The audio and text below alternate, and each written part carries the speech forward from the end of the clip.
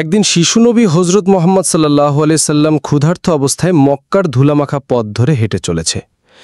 কিছুটা দূরে ছিল আবু জাহেলের খেজুর বাগান। আবু জাহেল এক ইহুদি ব্যক্তিকে নিয়ে খেজুরগুলো একটি বস্তায় ভর্তি করছিল। শিশুনবী মোহাম্মদ সাল্লাল্লাহু আলাইহি সাল্লাম তখন ক্ষুধার্ত ছিল, তাই ক্ষুধা নিবারণের জন্য দুটি খেজুরের আশায় আবু জাহেলের খেজুর বাগানের দিকে যেতে লাগল।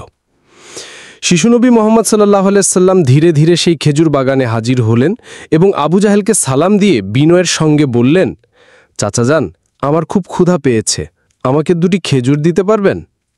তখন আবু জাহেল তাচ্ছিল্য ভরা চোখে তাকিয়ে বলল, হ্যাঁ মোহাম্মদ, তোমাকে খেজুর দিতে পারি, কিন্তু একটা শর্ত আছে। ওই যে ব্যক্তিটি দাঁড়িয়ে আছে তার কাছে বস্তা আছে, ওইগুলো তুমি মাথায় করে নিয়ে আমার বাড়িতে দিয়ে আসো, তাহলে তুমি খেজুর পাবে। তখন শিশুনবী সাথে সাথে ওই ইহুদি ব্যক্তির কাছে চলে গেলেন। ইহুদি লোকটি তাকে অবাক হয়ে দেখে বললেন, হে বালক মোহাম্মদ, তুমি কি জন্য এসেছ? শিশুনবী মোহাম্মদ সাল্লাল্লাহু আলাইহি সাল্লাম বললেন, আমি এই বস্তা মাথায় করে নিয়ে যাব। ইহুদি ব্যক্তিটি বললেন, এই ছোট্ট বয়সে তুমি কি বস্তা নিয়ে যেতে পারবে? শিশুনবী বললেন, নিশ্চয়ই পারব। অতঃপর শিশু মোহাম্মদ সাল্লাল্লাহু আলাইহি সাল্লাম ধুলিমাখা শরীরে মাথায় বিশাল বস্তা নিয়ে হেঁটে চললেন। ছোট্ট ছোট্ট পা, ক্লান্ত দেহ, কিন্তু চেহারায় এক অপার্থিব্য শান্তি। এবং তার পিছু চলেছে আবু জাহেল এবং সেই ইহুদি ব্যক্তি। কিছুক্ষণ পর সেই বস্তা আবু জাহেলের বাড়ির সামনে এসে রাখলেন। তখন ইহুদি ব্যক্তি এই বস্তা নিয়ে বাড়ির ভিতরের কোণে রেখে দিলেন। তারপর শিশুনবী হজরত মোহাম্মদ সাল্লাল্লাহু আলাইহি সাল্লাম বললেন, চাচা যান, আমাকে খেজুর দেবেন না? তখন আবু জাহেল মাত্র একটি খেজুর দিলেন। তখন শিশুনবী হজরত মোহাম্মদ সাল্লাল্লাহু আলাইহি সাল্লাম বললেন, চাচা যান, আরেকটি খেজুর দেবেন না? এই নির্দোষ চাওয়ায় যেন আবু জাহেলের আগুনে ঘি ঢেলে দিল। সে রেগে গিয়ে হঠাৎ করে একটি প্রচণ্ড থাপ্পো মারল শিশু মোহাম্মদ সাল্লাল্লাহু আলাইহি সাল্লামের গালে। সঙ্গে সঙ্গে সূর্য যেন হঠাৎ ডুবে গেল, আকাশ কেঁদে উঠল, বাতাস স্তব্ধ হয়ে গেল, পাহাড় পর্বত যেন অশ্রু ঝরালো। যে একটি নিষ্পাপ শিশুর উপরে এমন অন্যায় নিষ্ঠুর আবু জাহেল হাসতে হাসতে ঘরে প্রবেশ করল। ঠিক তখনই ঘটল এক অলৌকিক ঘটনা। খেজুর ভর্তি বস্তার মুখ খুলতেই আবু জাহেল হতভাগ হয়ে গেলেন।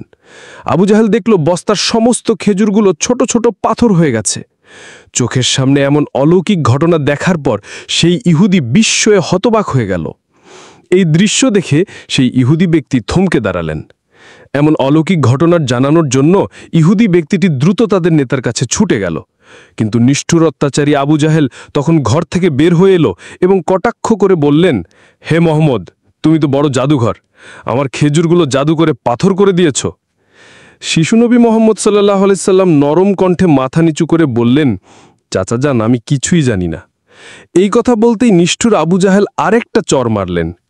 চরের শব্দে যেন আবারও আকাশ ক্ষেপে উঠল, পাহাড় স্তব্ধ হয়ে গেল, আর শিশুটির চোখে জমে উঠল এক বিন্দু অশ্রু। কিন্তু কি আশ্চর্য, শিশু মোহাম্মদ শুধু এতটুকুই বললেন, চাচা যান, আপনার হাতে ব্যথা লাগেনি তো? আহা, কি মমতা, কি সহমর্মিতা! নিজে যে চর খেলেন, অথচ চিন্তা করলেন চর মারা মানুষের ব্যথার কথা। অতঃপর শিশুনবী সেই ব্যথা আর অপমানের বোঝা নিয়ে বাড়ি ফিরলেন না। চুপচাপ চলে গেলেন পাহাড়ের কিনারায়। শুনে নিঃশব্দে দাঁড়িয়ে রইলেন। এই ঘটনা দেখে গাছগুলো, পাহাড়গুলো বলতে লাগল, আহ, আফসোস, যাকে না সৃষ্টি করলেই জমিন, এই আসমান, এই পৃথিবী কিছুই সৃষ্টি হতো না। সেই মহান নবী আজ ক্ষুধার্ত, অপমানিত, অবহেলিত, কিন্তু তবুও পাষাণ্ড আবু জাহেলের হৃদয়ে এতটুকুও কাঁপল না, এক বিন্দু অনুতপতার চোখে এলো না। এদিকে সেই ইহুদি ব্যক্তিটি তাদের নেতার কাছে এসে বলল, আজ এমন এক ঘটনা দেখেছি যা কল্পনাকেও হার মানায়। আবদুল্লাহর পুত্র শিশু মোহাম্মদের এমন ক্ষমতা আছে যা দুনিয়ার কারণেই। তাকে একটা চর মারলে খেজুর সব পাথর হয়ে যায়। আচ্ছা, আপনি কি বলতে পারবেন এটা কি জাদু না অলৌকিক ক্ষমতা? তখন তাদের নেতা বললেন, আমরাও শুনেছি আমাদের ধর্মগ্রন্থে নাকি মোহাম্মদের নাম আছে, সে হবে শ্রেষ্ঠ নবী এবং শেষ নবী। তবে তিনি কি এই মোহাম্মদ? এটা জানার জন্য আমাদের ধর্মগুরুর সান্নিধ্য প্রয়োজন। যদি এটা সত্য হয় তবে তাকে আমরা বাঁচাতে দেব না, এই পৃথিবী থেকে সরিয়ে দেব। তোমরাও যাও, আমাদের ধর্মগুরুর কানে এটি পৌঁছে দাও। তখন সেই ইহুদি ব্যক্তিটি আবারও আবু জাহেলের বাড়ির দিকে রওনা হলেন। যেতে যেতে সেই খেজুর বাগানের কাছে উপস্থিত হয়ে দেখলেন সমস্ত খেজুর গাছের খেজুর নেই, সব একেবারে পাথর হয়ে গেছে। এটা দেখে সেই ইহুদি ব্যক্তিটি হতভম্ব হয়ে গেলেন। তিনি আর এক মুহূর্ত দাঁড়ালেন না, খুব দ্রুত আবু জাহেলের বাড়ির দিকে রওনা হলেন। আবু জাহেলের বাড়িতে এসে বললেন, ভাই, আপনার খেজুর বাগানের সমস্ত খেজুরগুলো তো পাথরে পরিণত হয়ে গেছে। এখন এটাকে যদি ফিরিয়ে আনতে না পারেন তাহলে অনেক টাকা ক্ষতি হয়ে যাবে। এটাকে ফেরানোর একমাত্র পথ হলো শিশু মোহাম্মদের কাছে ক্ষমা চাওয়া। কিন্তু আবু জাহেল ক্ষমা চাওয়ার পাত্র ছিল না। সে ছিল নিষ্ঠুর এবং অতি চালাক। তাই সে চালাকি করেই বলল, ঠিক আছে, চলো আমরা মোহাম্মদের বাড়িতে গিয়ে দেখি। এই বলে তারা শিশু মোহাম্মদ সাল্লাল্লাহু আলাইহি সাল্লামের বাড়ির দিকে রওনা হলেন। শিশু মোহাম্মদ সাল্লাল্লাহু আলাইহি সাল্লামের বাড়িতে এসে তারা কি বলেছিল তা জানবো আমাদের পরের পর্বে। সাল্লাল্লাহু আলাইহি ওয়াসাল্লাম থাকতেন চাচা আবু তালেবের সঙ্গে। চাচা আবু তালেব তখন ঘরে একা। কিছুক্ষণের মধ্যেই আবু জাহেল এসে হাজির হয়ে বললেন, হে আবু তালেব, শিশু মোহাম্মদ কোথা থেকে এমন জাদু শিখেছে? সে তো বলো জাদুঘর। সে আমার খেজুরগুলো সব পাথর করে দিয়েছে। কোথায় গিয়েছে তুমি কি খবর রাখো? তাকে তো খুঁজে পাওয়া যাচ্ছে না। দেখো, কোনো পাহাড়ের কিনারায় জঙ্গলের বাঘভাল্লুকে খেয়ে নিয়েছে কিনা। এই কথা শোনা মাত্রই চাচা আবু তালেব আর দেরি না করে শিশু নবীকে খুঁজতে বার হলেন। এদিকে শিশু নবী হজরত মুহাম্মদ সাল্লাল্লাহু আলাইহি ওয়াসাল্লাম পাহাড়ের কিনারায় বসে কাঁদছে আর বলছে, আজ যদি আমার মা বাবা বেঁচে থাকতো, আমার সাথে কেউ এরূপ ব্যবহার করতে পারত না। আমি আজ বড়ই একা। শিশু নবীর কান্না দেখে জঙ্গলের বাঘ ভাল্লুক হরিণ সেখানে আসলেন। সেই ব্যথায় ব্যথিত হয়ে তারাও যেন কাঁদছে আর বলছে, ইয়া রাসূলুল্লাহ, রহমতুল্লিল আলামিন, এই চর যেন আমাদের লেগেছে। ইয়া রাসূলুল্লাহ, তুমি আর কেঁদো না, এই কান্না আমরা সহ্য করতে পারছি না। অতপর কিছুক্ষণের মধ্যেই চাচা আবু তালেব সেখানে হাজির হলেন। এটা দেখার পর তিনি আর কিছুই বললেন না, একেবারেই অবাক হয়ে গেল। তখন চাচা আবু তালেব সান্ত্বনা দিয়ে বললেন, তোমাকে এমন কষ্ট দিল, আমি তো আছি। আমি বেঁচে থাকতে কেউ তোমাকে আঘাত করতে পারবে না। অতপর শিশু নবীকে নিয়ে চাচা আবু তালেব বাড়িতে চলে এলেন। সেই রাতেই চাচা আবু তালেব আবু জেহেলের বাড়িতে গিয়ে বললেন, তুমি তাকে জাদুঘর বলছো, অথচ সে তো কিছুই চায়নি। সে তো তোমার খেজুর নেয়নি, তোমার বিরুদ্ধে কিছু বলেনি। এই শিশুর চোখে যে অশ্রু ঝরেছে, সেই অশ্রু একদিন পাহাড়ও গলিয়ে দেবে।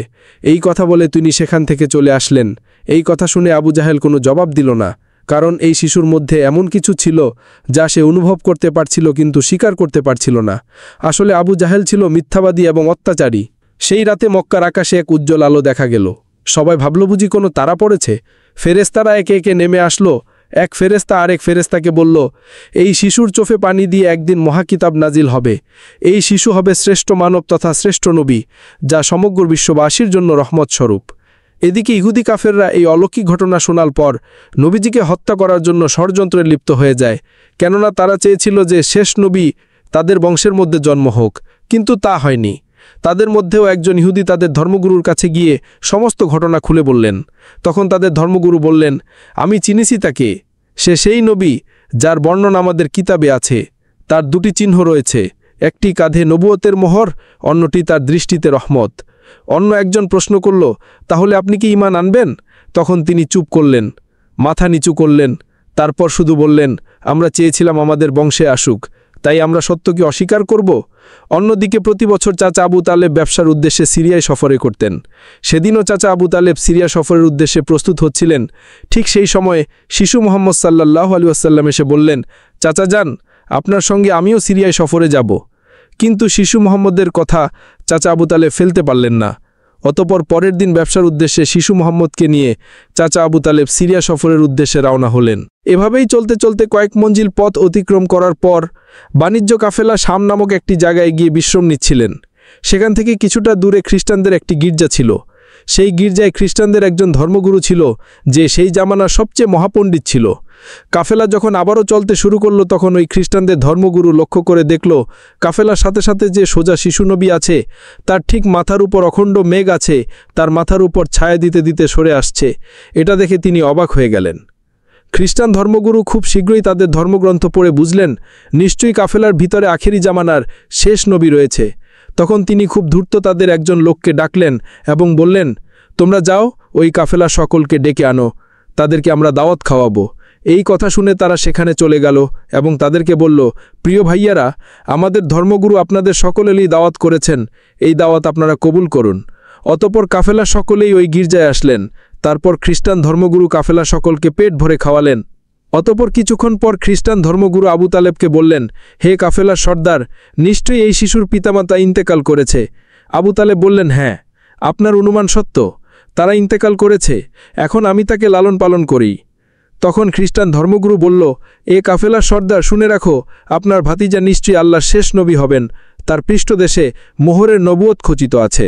তুমি খুবই সতর্ক দৃষ্টি রাখবে এবং তাকে কোথাও একা যেতে দেবেন না, কেননা ইহুদি নাসারাগণ এটা জানতে পারলে, চিনে ফেললে তারা শিশু মোহাম্মদকে প্রাণনাশের চেষ্টা করবে, এতে কোনো সন্দেহ নেই। তখন চাচা আবু তালেব বললেন, আপনি এই খবর জানেন কিভাবে? খ্রিস্টান ধর্মগুরু বললেন, আমি তওরাত কিতাবে এই ঘটনার বর্ণনা পেয়েছি, তুমি যাও তোমার ভাতিজাকে এখানে ডেকে আনো।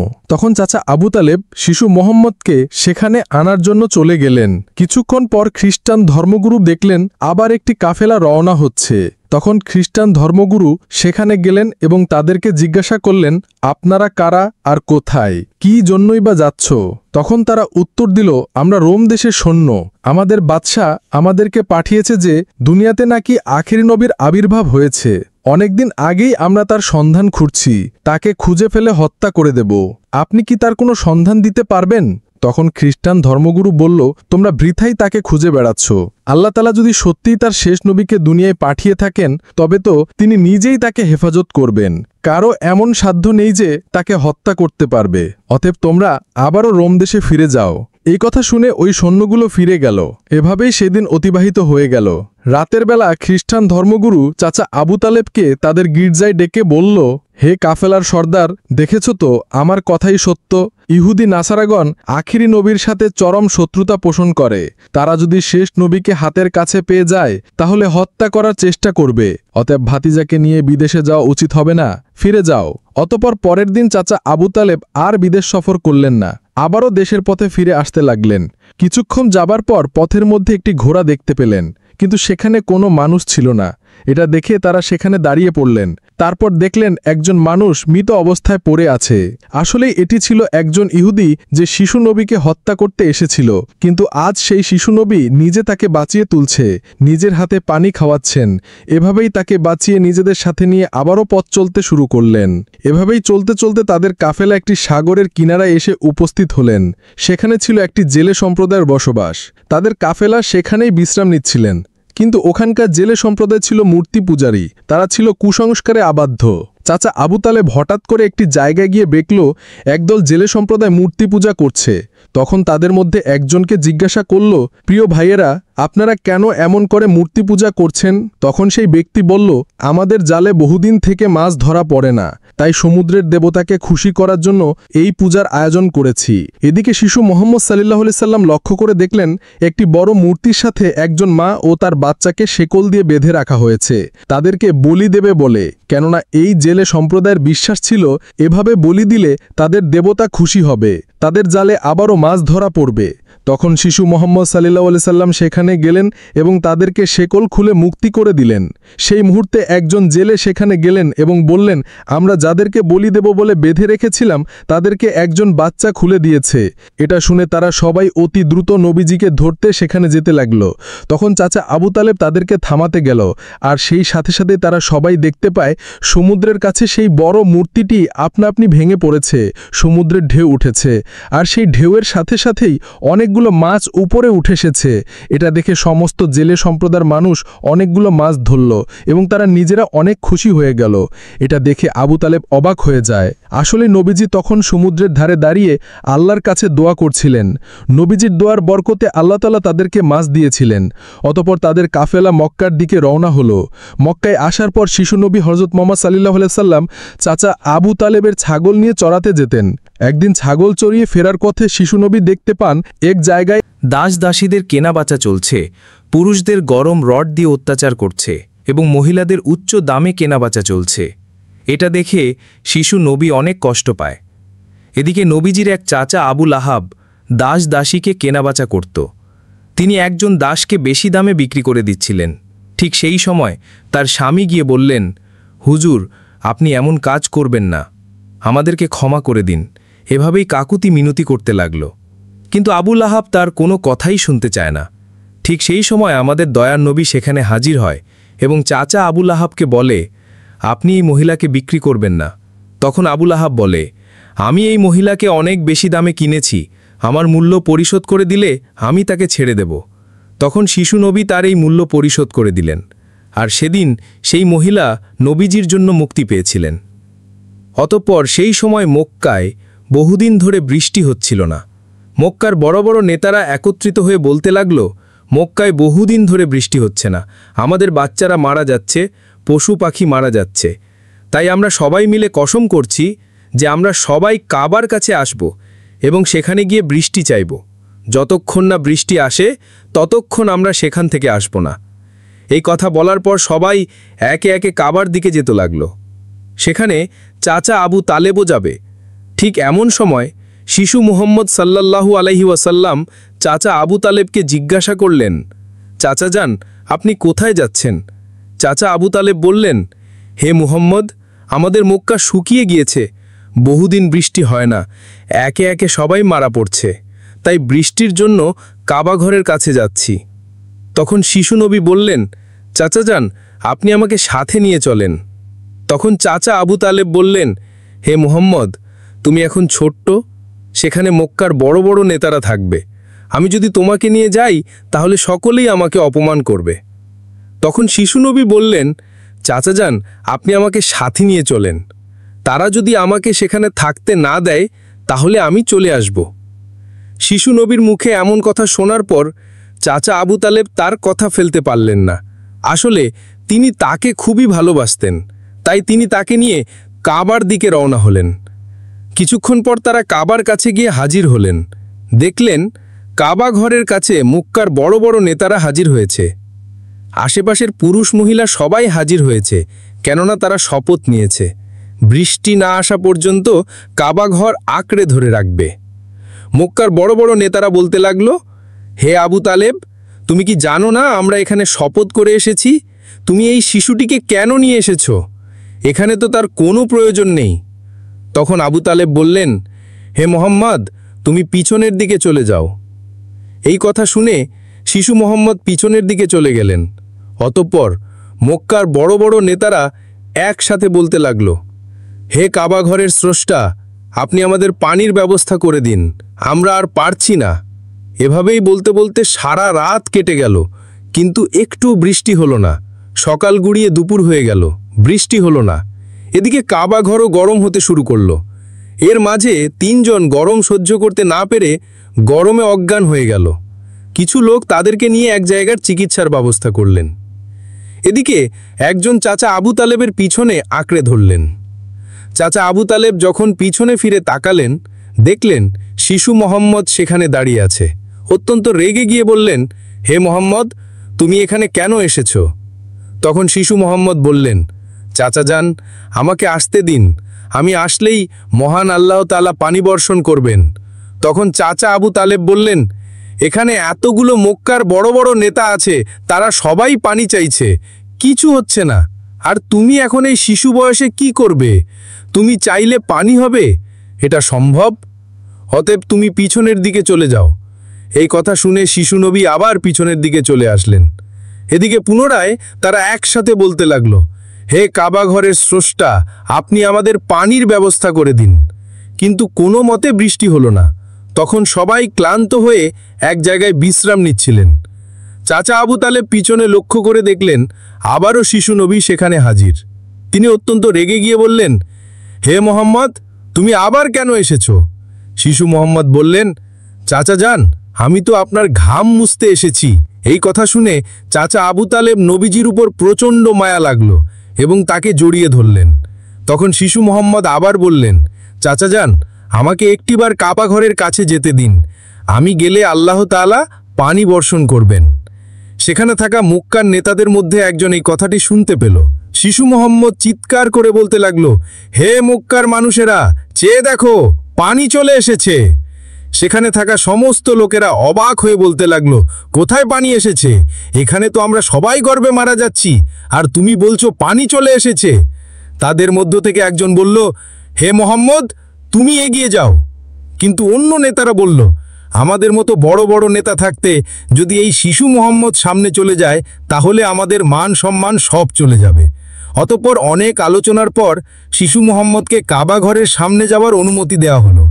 শিশু মুহাম্মদ সাল্লাল্লাহু আলাইহি ওয়াসাল্লাম যখন কাবা ঘরের কাছে গিয়ে আকাশের দিকে মুখ তুললেন এবং আল্লাহর কাছে দোয়া চাইলেন, সঙ্গে সঙ্গে মক্কার বুকে মুষলধার বৃষ্টিপাত শুরু হলো। দেখতে দেখতে মক্কার চারিদিকে বৃষ্টিতে পরিপূর্ণ হয়ে যায়। এটা দেখে মক্কার মানুষেরা খুবই খুশি হয়ে যায় এবং বৃষ্টিতে ভিজতে ভিজতে জিজার মতো তাদের বাড়ি চলে যায়। প্রিয় দর্শক, একবার ভেবে দেখুন, এই কাহিনীটি শুধু ইতিহাস নয়, এটা ভালোবাসা, কষ্টের আর তাকওয়ার এক জীবন্ত নিদর্শন। আমাদের দয়ার নবী, রহমতের নবী, কতই না কষ্ট পেয়েছেন। তিনি এত কষ্ট সয়েও কাউকে অভিশাপ দেননি, শুধু দোয়া করেছিলেন, হে আমার রব, আমার উম্মতকে মাফ করে দাও, তারা জানে না আমি কে। এই সেই নবী যার ভালোবাসা ছাড়া জান্নাতের দরজা খুলবে না কারো জন্য। আর আজ আমরা এই যুগের মুসলিম, কতটুকু কাঁদি তার জন্য, কতটুকু ভালোবাসি তাকে, কতটুকু তার সুন্নাহ আঁকড়ে ধরেছি। একবার ভেবে দেখুন যে নবীর কষ্টে পাহাড় কাঁদে, গাছ কাঁদে, পশু পাখি কাঁদে, আর আমরা, আমাদের চোখে জল আসে না, আমাদের হৃদয় কেন নড়ে না? প্রিয় দর্শক, আসুন আমরা সকলেই দোয়া করি, মহান আল্লাহ তাআলা যেন আমাদের সকলকে সেই দয়ার নবীর ওসিলায় মাফ করে দেন। আল্লাহ তাআলা আমাদের সকলের দোয়া কবুল করুক, আমিন। আসসালামু আলাইকুম।